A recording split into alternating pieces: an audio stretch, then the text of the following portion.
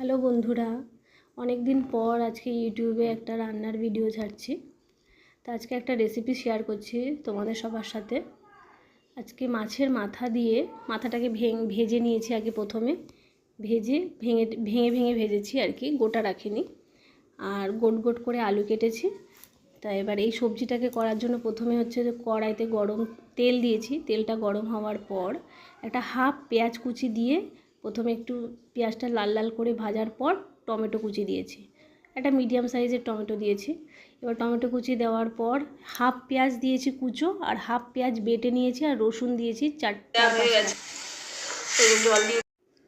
এবার 4-5টা রসুন বেটে নিয়ে এবার যখন ওই টমেটোটা একটুখানি মানে গলে গলে যাবে, তখন ওই বাটা মশলাটা দেব। হলুদ দিয়েছি, লঙ্কার গুঁড়ো আর কাঁচা লঙ্কা দিয়ে নাড়িয়ে তারপরে জল দিয়েছি।